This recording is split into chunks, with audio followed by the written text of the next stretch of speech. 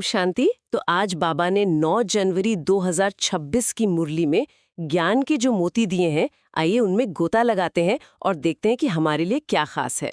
ओम शांति। और आज की मुरली की शुरुआत ही एक ऐसी बात से होती है जो हमारी पूरी पहचान को, मतलब हमारे वजूद की बुनियाद को हिलाकर रख देती है। आप उस ग्रेट ग्रेट ग्रैंडफादर वाली बात कह रही हैं? हाँ बिल्कुल। ये टाइटल सुनने में बहुत बड़ा लगता है। बाबा ने प्रजापिता ब्रह्मा को ये जो उपाधि दी है, ये सिर्फ एक नाम नहीं है। नहीं, एक पूरी कहानी है। हाँ, कि वो जो इब्राहिम, बुद्ध, क्राइस्ट जैसे धर्म पिताओं के भी आदि पिता हैं। बिल्कुल। और सबसे दिलचस्प बात यह है कि बाबा कहते हैं कि उनके इस असली कर्तव्य को, उनके इस ऑक्यूपेशन को दुनिया नहीं जानती। सिर्फ बच्चे जानते हैं। सिर्फ बच्चे। ये ज्ञान हमें खास नजर देता है। जब हम उस आदि पिता को सही रूप में पहचानते हैं, तभी हम खुद को भी पहचान पाते हैं कि हम कौन हैं। और इस विश्व नाटक में हमारा पार्ट क्या है? सही। दुनिया ने तो प्रजापिता को सूक्ष्म वदनवासी बना दिया, लेकिन बाबा समझाते हैं प्रजापिता तो सृष्टि रचने के लिए यहाँ इसी साकार दुनिया में चाहिए ना। सही बात है। और इसी पहचान से जुड़ा है हमारे कर्मों का सवाल। आज मुरली का सबसे पहला प्रश्न ही यही है कि हम अपने कर्मों को श्रेष्ठ कैसे बनाएं। ये एक ऐसा सवाल है जो मुझे लगता है हर आत्मा खुद से पूछती है। और बाबा का जवाब उतना ही सीधा और गहरा है। युक्ति बहुत सरल है।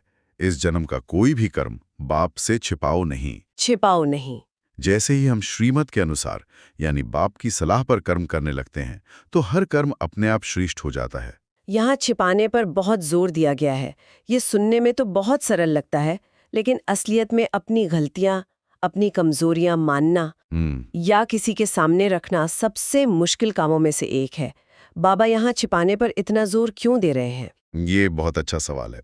देखिए, बाबा यहाँ मतलब वो कोई डराने वाले भगवान की तरह बात नहीं कर रहे हैं। वो एक आध्यात्मिक विज्ञान समझा रहे हैं। अच्छा। जब हम कोई गलत कर्म करके उसे छिपाते हैं, तो बाबा कहते हैं कि उसका 100 गुना दंड चढ़ जाता है। 100 गुना? हाँ। अब ये दंड कोई ऊपर से नहीं दे रहा।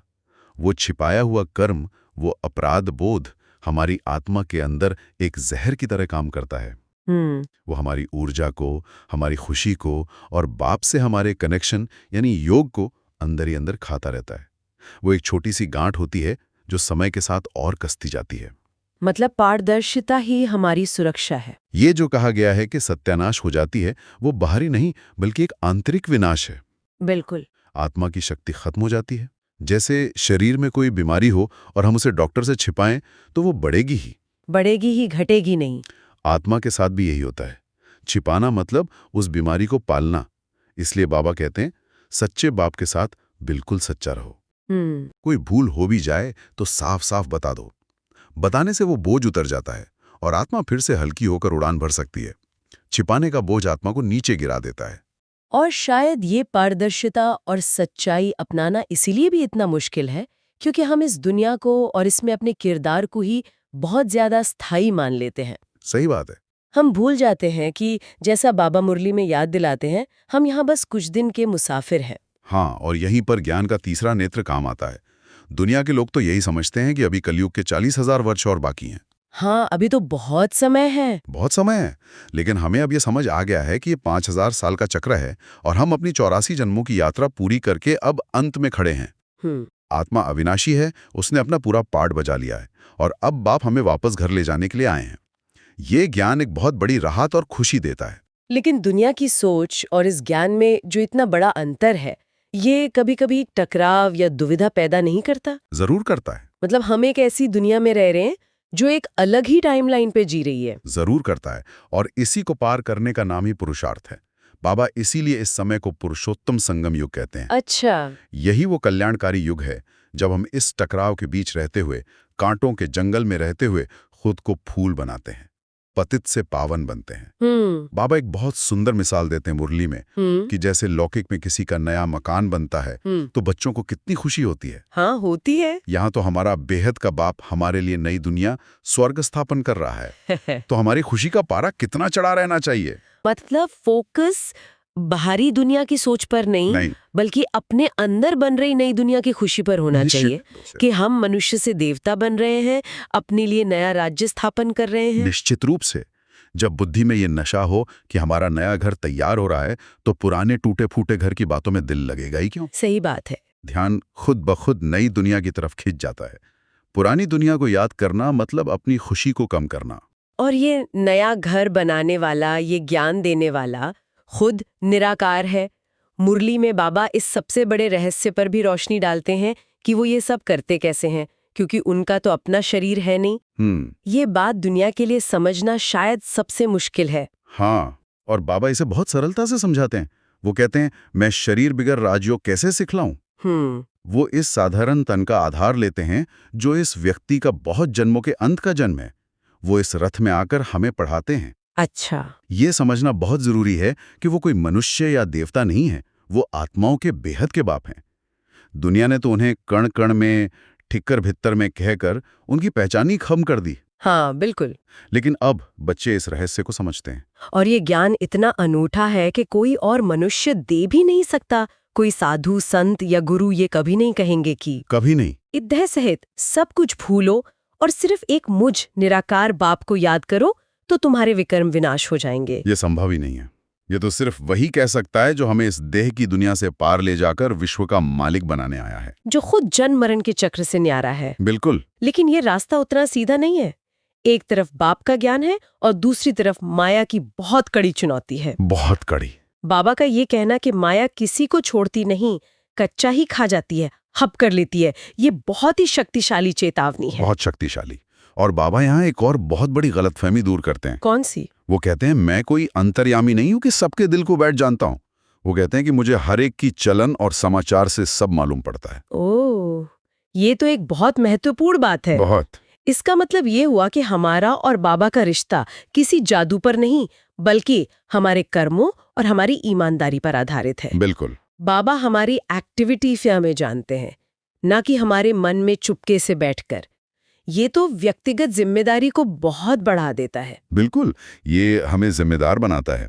बाबा मुरली में कहते भी हैं कि कई बार बहुत छीछी चलन भी चलते हैं। और माया इतनी प्रबल है कि जो बहुत अच्छे अच्छे बच्चे थे, जो कहते थे कि हम यज्ञ के लिए अपने प्राण दे देंगे, हाँ, वो भी आज है नहीं। माया ने उन्हें भी हप कर लिया। इसलिए बाबा बार बार खबरदार करते हैं कि बहुत सावधान रहो। मुरली में काम महाशत्रु का भी जिक्र है।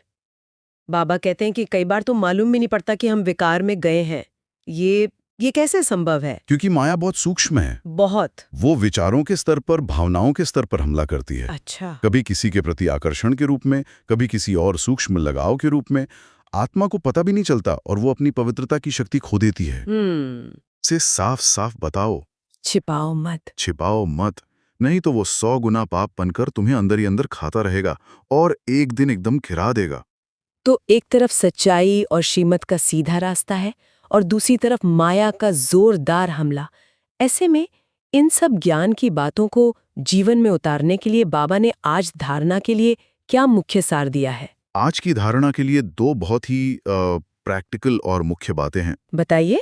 पहली, वही जो हम अभी बात कर रहे थे, सच्चे बाप के साथ सदा सच्चा रहना है, बाप पर पूरा पूरा बलिहार जाना है।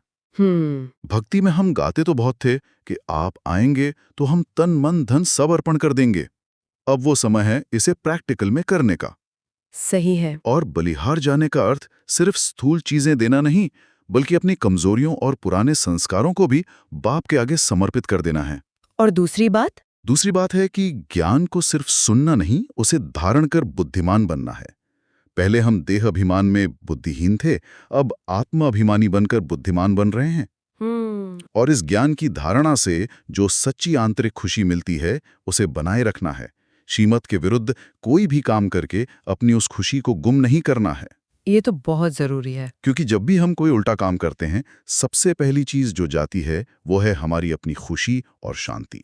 और आज का वरदान भी इसी आंतरिक स्थिति को मजबूत करने पर आधारित है। जी। वरदान है, ड्रामा की पॉइंट के अनुभव द्वारा सदा साक्षीपन की स्टेज पर रहने वाले अचल अडोल भवा।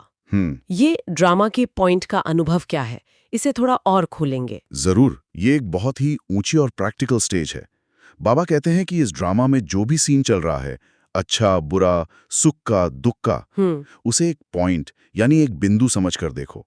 जैसे एक फिल्म में अनगिनत सीन होते हैं, वैसे ही ये जीवन है। अच्छा। जो आत्मा हर सीन को साक्षी होकर एक डिटैच्ड ऑब्जर्वर की तरह देखती है, वो कभी विचलित नहीं होती। मतलब जो हो रहा है उसमें बह नहीं जाना, बल्कि उससे ऊपर उठकर उसे देखना। हाँ, और इससे भी एक कदम आगे। क्या? ऐसी अनुभवी आत्मा बुरे सीन में भी बुराई नहीं देखेगी। वो उसमें भी अपने स्वकल्याण का कोई ना कोई राज, कोई ना कोई छिपा हुआ फायदा देख लेगी। वाह! वो समझ जाएगी कि ये सीन मुझे कुछ सिखाने आया है, मुझे और मजबूत बनाने आया है। उनके लिए अकल्याण का खाता ही खत्म हो जाता है।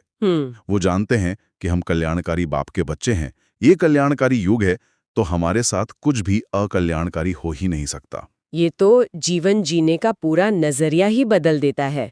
मतलब हर परिस्थिति में कल्याण समाया हुआ है, बस उसे देखने की नजर चाहिए। बिल्कुल। इस समझ से स्थिति वाकई एक रस, अचल और अडोल हो सकती है। बिल्कुल। यही नॉलेज और अनुभव की अथॉरिटी है जो हमें तूफानों के बीच भी शांत रखती है। और अंत में आज का स्लोगन क्या है? स्लोगन भी आज की मुरली के सार को एक लाइन में बांधता है। जो समय को अमूल्य समझकर सफल करते हैं, वो समय पर धोखा नहीं खाते। ये स्लोगन आज के समय में बहुत प्रासंगिक लगता है, जहां हर कोई कहता है समय नहीं है, समय बहुत कीमती है। लेकिन बाबा के नजरिए से समय का अमूल्य होना क्या है? यहाँ सिर्फ 24 घंटों के मैनेजमेंट की बात नहीं है। यहाँ इस संगम युग के एक एक सेकंड के महत्व की बात है। अच्छा। ये वो समय है जब हम अपने 84 जन्मों की कमाई जमा कर सकते हैं। इस समय का एक सेकंड भी व्यर्थ गंवाना मतलब अनेक जन्मों का नुकसान करना। सफल करना मतलब हर संकल्प, हर बोल और हर कर्म को श्रीमत अनुसार करना, सेवा में लगाना। जो ऐसा करता है उसे अंत समय में कोई पछतावा या धोखा नहीं हो सकता कि काश मैंने थोड़ा और पुरुषार्थ कर लिया होता। हाँ, उसकी सद्गति निश्चित है। तो आज की इस पूरी चर्चा का सार यही निकलता है कि हमें अपनी 84 जन्मों की कहानी को जानकर इस अंतिम और सबसे महत्वपूर्ण जन्म में सच्चे बाप से पूरी तरह सच्चा रहना है। हाँ, सच्चा रहना है। अपनी कमजोरियों को छिपाने के बजाय उन्हें बाप को सौंपकर खत्म करना है, ताकि हमारे कर्म श्रेष्ठ बने और माया की चुनौतियों के बीच ड्रामा को साक्षी होकर देखते हुए इस अमूल्य समय को सफल कर अपनी नई दुनिया की बादशाही लेनी है। बिल्कुल सही। और आज के अव्यक्त इशारे से एक विचार हम सब अपने साथ लेकर जा सकते हैं। क्या है वो? बाबा ने जीवन मुक्त स्थिति का अनुभव करने की बात कही है। ये सोचने लायक है कि विकारों, व्यर्थ संकल्पों और पुरानी दुनिया के बंधनों से मुक्त होकर इसी जीवन में, इसी शरीर में रहते हुए उस जीवन मुक्त अवस्था का अनुभव कैसे किया जा सकता है। ये सिर्फ मरने के बाद की स्थिति नहीं, बल्कि जीते जी अनुभव करने वाली अवस्था है। ये कैसे संभव होगा? एक बहुत गहरा सवाल है जिस पर मनन किया जा सकता है। ओम शांति। ओम शांति।